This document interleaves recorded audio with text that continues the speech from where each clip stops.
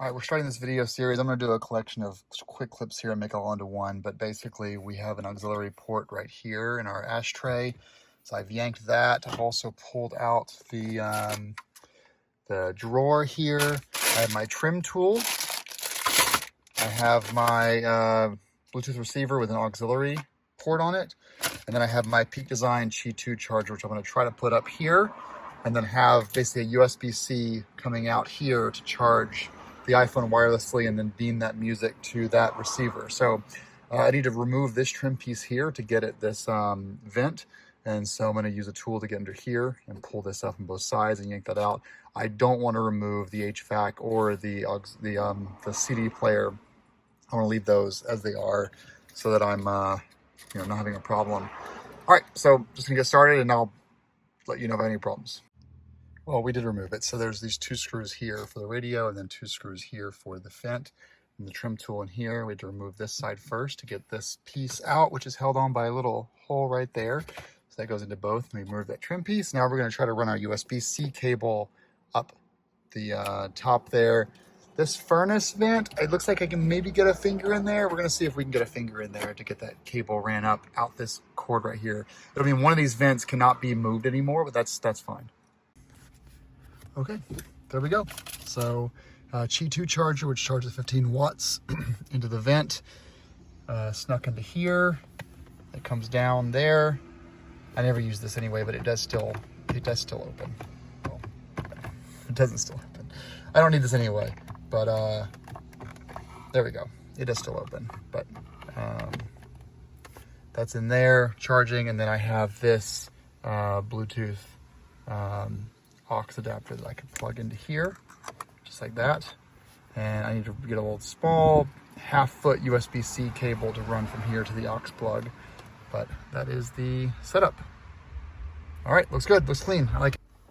Thing here, what I've done is I've ordered a 6-inch long USB-C and a 6-inch long auxiliary mini jack, so I can put both of those in this little unused ashtray, which will keep this charged and plugged in without it kind of hanging out, all kind of like that. But Peak Design 24 watt goes up here, goes behind, and goes in there. So really slim wireless charger with wireless audio. Should make it easy to get the phone just on and off without any issues. As you can see, there's a little bit of a gap right there, which is going to happen because I have a cable in here and I'm not going to drill.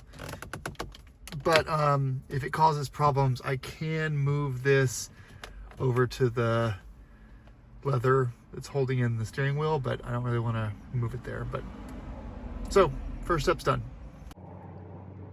All right, we're going to inspect and then probably replace our cabin air filter. I just noticed this is taped up with electrical tape there. It's probably nothing, but I'm not really sure what that's going to. What is this? This is the coolant reservoir? No, I don't know what this is. What is this?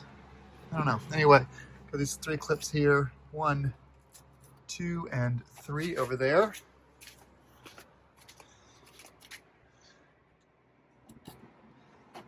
Pull this up, and then we'll see how it looks. Yeah, definitely need to be done. So there it is. Looks like it's been in there for a while. These threads are all kind of haphazard, but yeah, definitely needed to be done. So new cabin air filter is going in.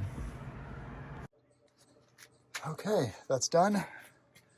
It's in there, I think. Let's see the air filter. Looks like we have a clip here. 1, 2,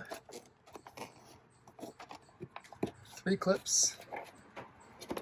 Here, 4th. And so if you have 5. My hands are too big for that one. This is kind of a pain to get to, I guess. I'm gonna use 2 hands for this. Well, this one probably didn't need to be changed. It's not that bad, really, but replacing it anyway. It's $10 insurance, but it wasn't really that bad. Actually, I think this feels kind of restrictive. I just have it in there. I'm not really sure why that's there for the air filter, but I'm using one that doesn't have it, which is fine. So, air filter going in right now. Last thing I did was these are getting a little bit tired. These front struts for the gas pumps for the hood, and so I replaced them as well. So now we have a nice, comes up really strong now, which is great. So next up, which I'll do, the next edit will be in 2 days when I replace the engine oil and oil filter, which I think is here. What's this? Oh, yeah, so oil filter's there, oil goes in there. We'll do that. One thing I'm curious, some models have something here, but all I have is my my pass-through and some cables that have been cut. Was there ABS here and there's not anymore? Is that the deal? I'm not really sure. But wasn't there an ABS pump? The brake booster's over there, it looks like, but I'll do some more research. All right, well, it's Saturday. We are at tinting. This is my fourth or fifth car I've brought here. And we're getting the windows tinted with Pinnacle ceramic.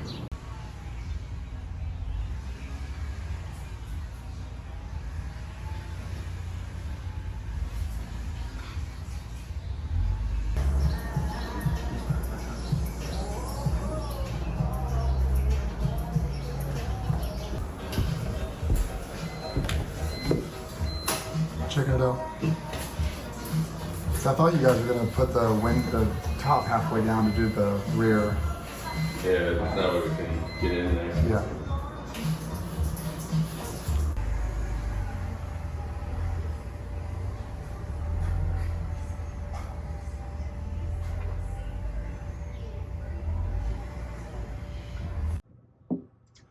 Well, it's oil change day.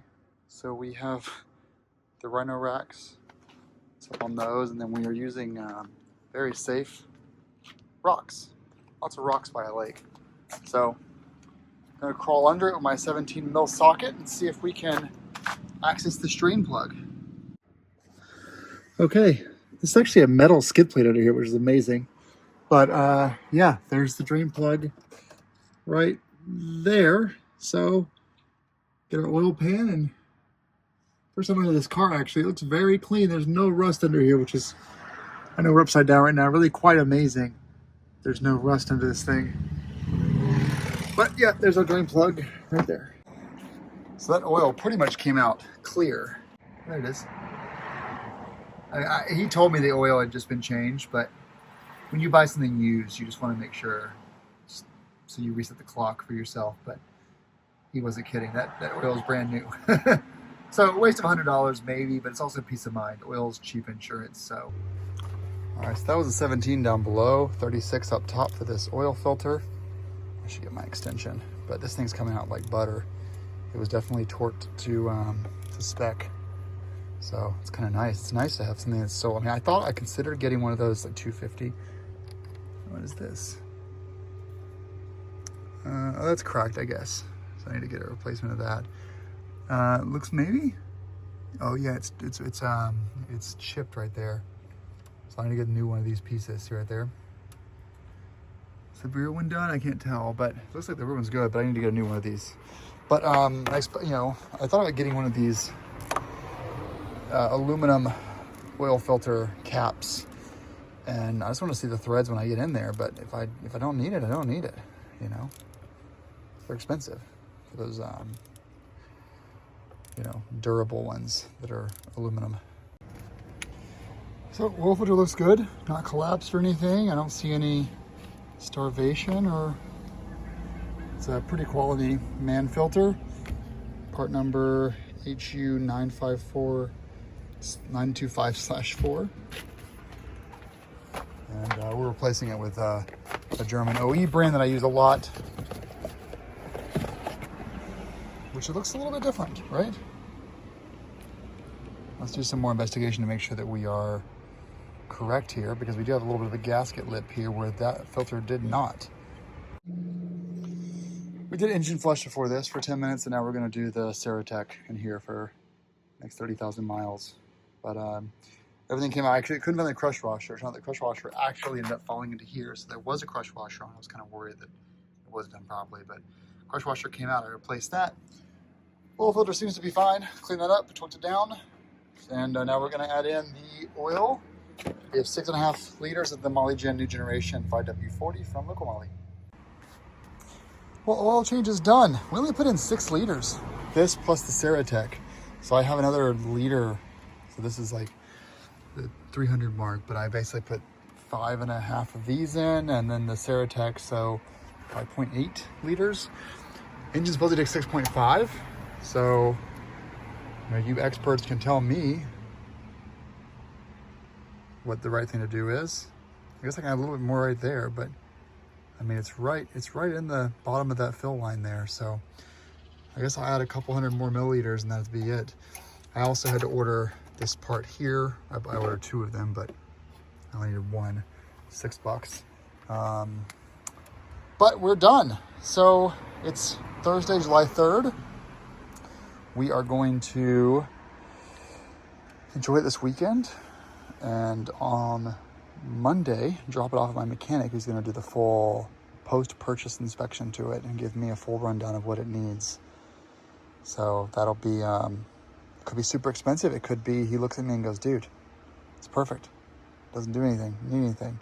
But we'll still do all the brake work I mentioned, the brake fluids and lines, as well as inspecting all the suspension components and rear diff fluid,